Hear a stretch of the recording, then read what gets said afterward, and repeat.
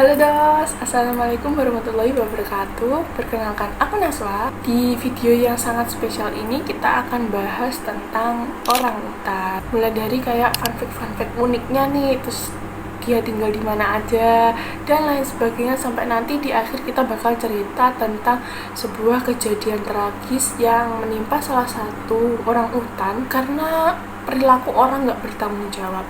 Oke, langsung aja kita masuk ke videonya di satu pengetahuan untuk hari ini. Nah dos, jadi nama orang utan itu diambil dari bahasa Melayu, yaitu orang dan hutan. Orang sendiri ya manusia, hutan ya hutan, tempat hutan itu. Kalau digabung tuh mereka jadi punya makna gitu. Orang utan, manusia dari hutan, makanya orang utan juga tinggalnya di hutan. Nah, hewan primata satu ini tuh bisa ditemukan di Indonesia, tepatnya di Pulau Kalimantan dan Sumatera loh dos. Soal tempat tinggalnya di mana, kalau membaca dari laman Borneo Orangutan Survival, mereka tuh bisa hidup di hutan mangrove, hutan kars, hutan rawa, hutan tropis, tapi paling banyak nih ya ditemukan di hutan tropis ini. Nah, dos, sebenarnya orang utan Kalimantan sama orang utan Sumatera itu dulunya jadi satu spesies ya. Ya orang utan aja, tapi kemudian para ahli itu membaginya jadi dua subspesies yang kita kenal sekarang, ya orang utan Kalimantan sama orang utan Sumatera. Nah, pertanyaannya kenapa kok dipecah? Karena ya ternyata ditemukan perbedaan-perbedaan yang mencolok di antara kedua orang utan yang awalnya dianggap sama. Kalau membaca dari laman Museum Biologi UGM, katanya orang utan Kalimantan ini punya bulu yang panjang, tebal tapi kusut, dan warnanya tuh lebih gelap.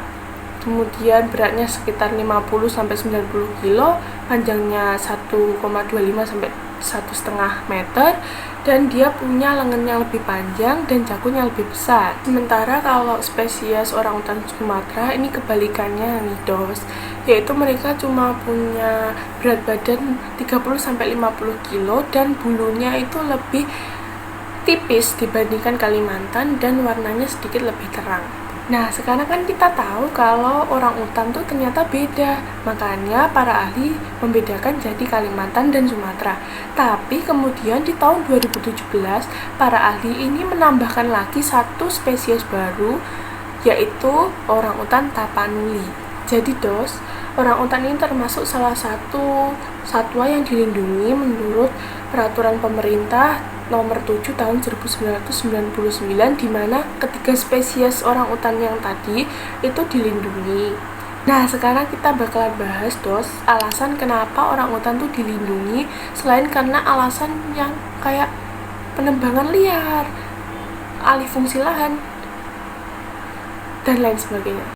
Jadi selain karena alasan-alasan tadi, salah satu alasan yang juga mendukung kepunahan orang utan ini adalah ya interval kelahiran para betinanya. Meskipun lama kehamilan orang utan ini sama kayak manusia, 9 bulan, menurut data dari Yayasan Palung itu menyebutkan satu orang utan betina itu cuma bisa ngelahirin 3-4 anak dalam sepanjang hidupnya.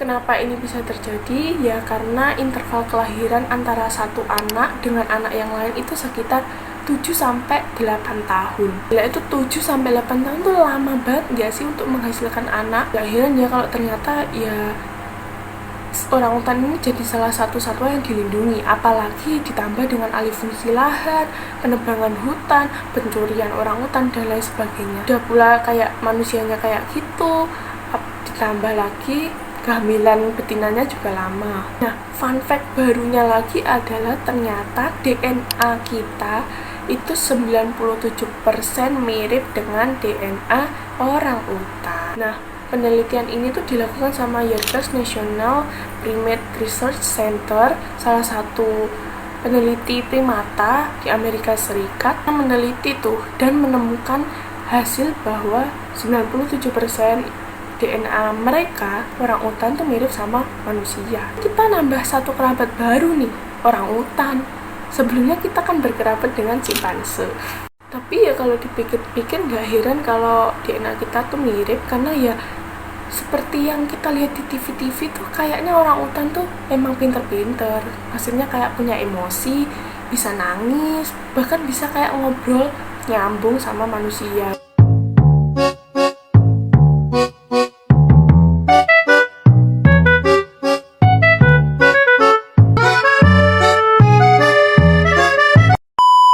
Kalau kalian ingat tadi di awal aku nyinggung tentang salah satu kisah tragis yang dialami oleh salah satu orang utan di Kalimantan. Ceritanya tuh bermula ketika di hutan Kalimantan. Di sana ada salah satu anak orang utan yang kemudian tuh dicuri sama orang nggak bertanggung jawab dan dijadiin, ini sakit banget sih, dijadiin alat memuas nafsu. Nah, orang utan itu namanya ponidos. Layaknya manusia, mereka tuh mendandani poni, ya beneran dipakein baju, dipakein lipstick, bahkan dipakein parfum. Aduh, kemudian setiap orang yang mau memakai poni ini tuh diharuskan untuk membayar sekitar 37.000. Bahkan si poni ini tuh juga dirantai dan digundul habis bulunya oleh orang-orang manusia-manusia yang jahat itu. Tapi alhamdulillahnya, syukurnya di tahun 2003 peristiwa ini tuh terbongkar oleh polisi dan juga Borneo Orangutan Survival Foundation. Ini segera dievakuasi oleh mereka dan dibawa untuk mengatasi, untuk mengobati trauma-trauma yang sudah dia alami selama ini. Alhamdulillah sampai sekarang poni masih hidup dan dia menunjukkan perkembangan yang signifikan. Oke, sekian untuk penjelasan tentang orang utan hari ini. Semoga bisa menambah pengetahuan aku, kamu, kita semua.